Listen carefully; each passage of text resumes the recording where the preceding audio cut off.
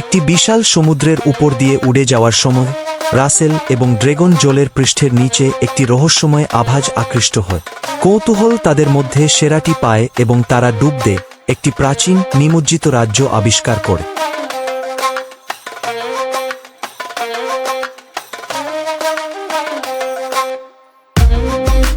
তাদের শান্তিপূর্ণ অন্বেষণ একটি বিশাল সামুদ্রিক সাপের আকস্মিক আবির্ভাবের দ্বারা বিঘ্নিত হয়, যা তার পানির নিচের বাড়িটিকে রক্ষা করার জন্য দৃঢ়প্রতিজ্ঞ।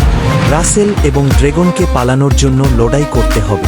সমুদ্র থেকে উঠে আসা রাসেল এবং ড্রেগন নিজেকে একটি জ্বলন্ত মরুভূমিতে খুঁজে পান, যেখানে তাদের অবশ্যই অবিরাম বালির টিলা অতিক্রম করতে হবে এবং বালিতে সমাহিত একটি মন্দিরে লুকিয়ে থাকা প্রাচীন পরীক্ষার মুখোমুখি হতে হবে।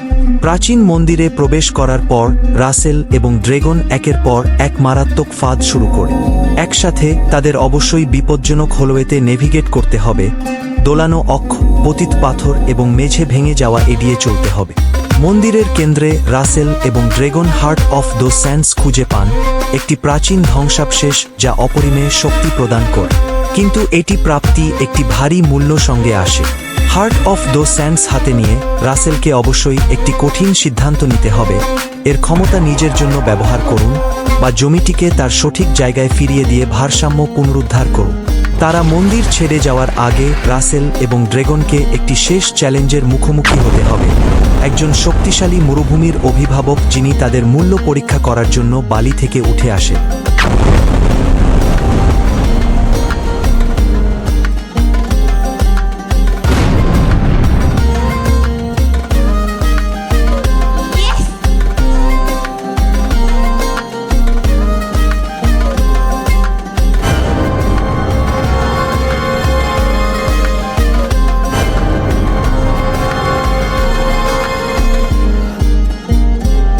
মরুভূমি থেকে পালানোর পর রাসেল এবং ড্রেগন নিজেকে একটি কঠোর বরফের পর্বতশ্রেণীতে খুঁজে পান, যেখানে ঠান্ডা তাদের ত্বকে কামড় দেয়।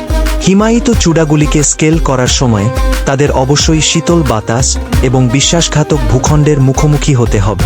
পাহাড়ের চূড়ায় তারা আইস গার্ডিয়ানের মুখোমুখি হয়, সম্পূর্ণরূপে চকচকে বরফ দিয়ে তৈরি একটি মহিমান্বিত প্রাণী। এই প্রাচীন সত্তা তাদের হিমায়িত জমির মধ্য দিয়ে যাওয়ার আগে তাদের যোগ্যতা প্রমাণ করার জন্য চ্যালেঞ্জ করে। ট্রায়ালের মাঝখানে ড্রেগন শক্তির একটি লুকানো কূপে ট্যাপ করে। একটি প্রচণ্ড গর্জনের সাথে এর পান্না আঁশগুলি একটি জ্বলন্ত আলোতে জ্বলতে শুরু করে, একটি কিংবদন্তি ড্রাগন হিসাবে এর আসল সম্ভাবনা প্রকাশ করে। আইস গার্ডিয়ানের পরীক্ষায় উত্তীর্ণ হওয়ার পর রাসেল এবং ড্রেগন একটি ছোট পাহাড়ি গ্রামে আশ্রয় পায়, যেখানে তারা অপ্রত্যাশিতভাবে একটি পুরানো বন্ধুলিরার সাথে পুনরায় মিলিত হয়, যে এক তরুণ অভিযাত্রী তারা একবার পূর্ববর্তী যাত্রায় সাহায্য করেছি। লিরা রাসেলকে কাছাকাছি একটি রহস্যময় গুহা সম্পর্কে বলে, যেটি কেভ অফ ইকোস নামে পরিচিত, যেখানে প্রাচীন কণ্ঠস্বরগুলি প্রবেশ করতে যথেষ্ট সাহসী ব্যক্তিদের নির্দেশনা প্রদান করে। একসাথে তারা এটি অন্বেষণ করার সিদ্ধান্ত নেয়।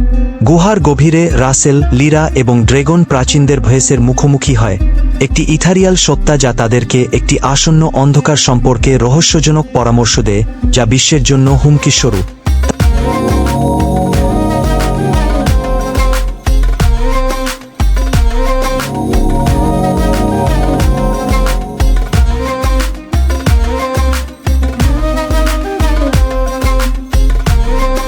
তারা গুহা থেকে বেরিয়ে যাওয়ার সাথে সাথে মাটি প্রবলভাবে কাঁপতে শুরু করে এবং গুহাটি ভেঙে পড়তে শুরু করে।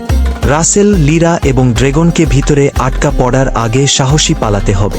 একবার বাইরে রাসেল, লিরা এবং ড্রেগন দিগন্তের দিকে তাকান এবং একটি অশুভ দৃশ্য দেখতে পান।